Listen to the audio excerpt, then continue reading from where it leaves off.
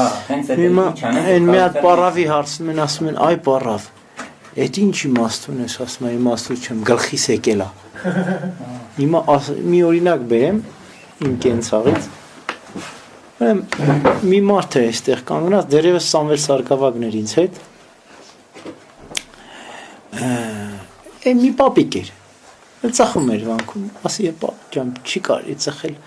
պապիկը ինձ հակառակվեց, ես էլ չասեցի, ախր մեծ մարդ է, վերջ չկռվեմ, հետը չվիճեմ, ես էլ հակառակվեցի, կողքից տղային մեջ ընկավ, ես տղային էլ հակառակվեցի, բանը հասավ դիվան բաշում, ձեր հոգևորականները, ձեր կաթողիկոսը, ես էլ կռիվ պատերազմ, մի մոթոցի կոտորած, տերներս գցել ենք վանքում, արդեն սենց բռնել այս մի խայտարակ վիճակ, մի կերպ կարողաց ասենց խոսել, զրուցել, փակել, իմ նման մարդ էր, բորբոքվող անպետք բնավորությամբ։ Հակեցին կեպսանց ճամփու դրեցի, սենց նստացին, սենց մեկ էլ Սամվել Սարգսակը մեկ ասաց, չես ամաչում, ինձ ասում,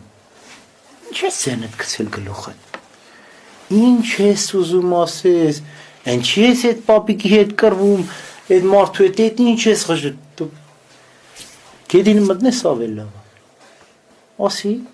ես էլ չեմ կռվել, ուխ տարիցի աղբերա, էլ չեմ կռվել, վերջ, կռիվ օգուտ չի տալիս, այդ կռիվ օգուտ տվեց, հա, այդ մի անգամ կռիվ օգուտ տվեց, ասի, էլ չեմ կռվել, կռիվ ինչ օգուտ է տալի, որ մի բան դու կարաս սիրով, հանգիստ խոսես, զրուցես, հատկապես հոգևորական ես, զինվոր չես, զինվորն էլ անգամ էլի բորբոքված չպտի կռվի, ինք պտի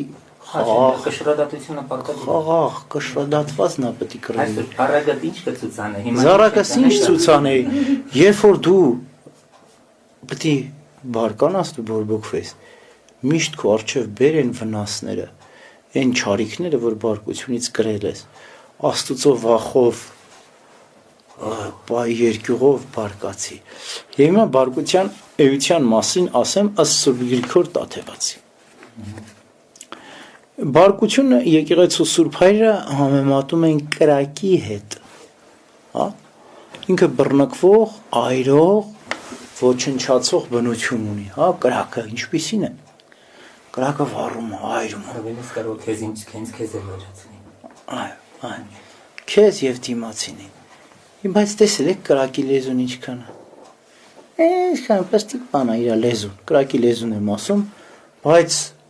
տարածքը ինչքան մեծ է կրակի, ասենք մի խարույկ է, երևի դրա 10 մետր շարավիղով ինքը ջերմություն է տարածում, ինքը մթնոլորտ է գրավում, ճիշտ այդպես էլ կրակի էությունը փոքրիկ է ինքը, մի փոքրիկ լեզու է, բայց այդ կրակի բարկությունը հերվից է գալիս, հերվից, հա, հերվից դու զգում ես դա, և ամբողջ նպատակն ինչ է, որպեսզի հենց դու կրակի ջերմությունը զգացիր, իմանաս, որ սա բարկության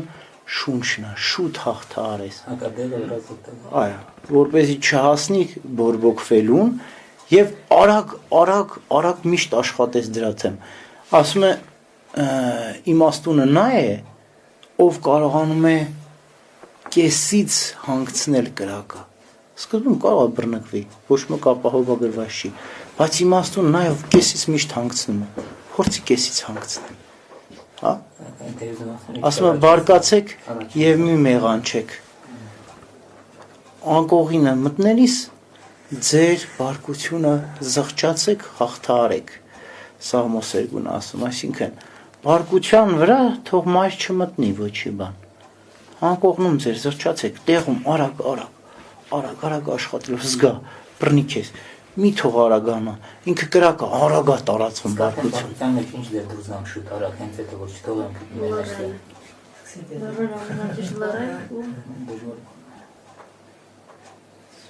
Այդտեղ մարդն է խոսում է եսասիրությունը։ Այ ապրես։ Սկսում ես։ Ես ինձ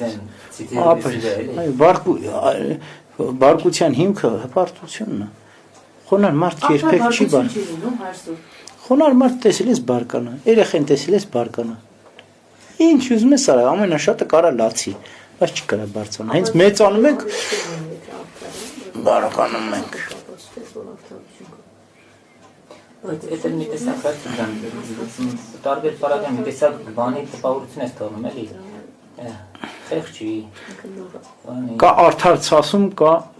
մարդկային բարկություն, սա լրիվ տարբեր որակներ են, բացարձակ տարբեր որակներ են։ Մեզ երբեմն թվում է մեր բարկությունը արդարացված է, երբեք չի արդարացում, եթե Աստված քո բերանով չի խոսում, եթե իրական արժեքների մասին չի խոսքը, եւ տեղին շատ հազվագյուտ է լինում, ասեմ ձեզ։ Ես 10 տարի այստեղ Տաթևում եմ, ծառայում եմ, այդպիսի առիթները հավոր քիչ են եղել, որի մեջ արդար ցասումը խոսի։ Ուրեմն միտեղ գրածել ասում եմ, եթե դիմացինի հետ ասում եմ, մի հատ կոնֆլիկտային վիճակ ա լինում, դու ուղղակի ասա, հեսա կգամ, ասում մի հատ գնամ միտեղ կորի, որ վերադառնում ես լրիվ ուրիշ պապայի հետ մի անգամ փորձեցի, մեկ ես գում եմ, լարի դեմս նստի բան, պապ, հեսա կգամ, ու մի հատ մի 10 րոպեով կորում ես, գոռում հալեր տարի օջի բասես, հետո մեկ էլ գալիս ես, մեկ էլ, ախր մենք նորմալ ենք խոսում ասում, հա պապ, լրիվ ուրիշ դες այն սկզբից դու տվեցի ժամանակ թե իրեն հանգստանալու։ նույնն է դա շախորս ենք ստուգեր, նա մտնում ես բախնի փակվում, դու էլ ես նա դե ռստայանին էլի, թողում ես ինքը հանգչում այլ կրակը, եկելի վրա հետո գալիս ես, մեկ էլ լրիվ ուրիշ խոսակցություն է էլի։ Խանձեր հիմա։ Հայրսուբյան, Այսա պետք է դրանցել մեջ։ այսինքն դու որպես ոչ թե մարդ ես իրան խրատում, այլ Աստծո սիրով ոնց որ սիրով ես խրատում, այսինքն արդարացած։ Բայց դա իրավունք կա։ Իհարկե սեր կա արդարացումի մեջ։ Այսինքն տեղ է հասնում, էլի, ոչ թե դու այդ պահին դու ոչ թե բարկան ես ուզում ես իրան վիրավորած լինես, այլ ճիշտ վիճակն ես ուզում սիտուացիան։ Սա օրինակ երեխայի պարագայում երեխայի վրան գոռում ես դու։ Հիմա այդ գոռալուց է դու գոռացիր ինչի համար, որպեսզի ուժեղանա գոռա, թե երեխայի ուշադրությունը այնտեղ է նայում, այդ գոռացիր ոնց նայել է։ Այնտեղ չնայած այնտեղ բարգան անայել։ Արդար ցասման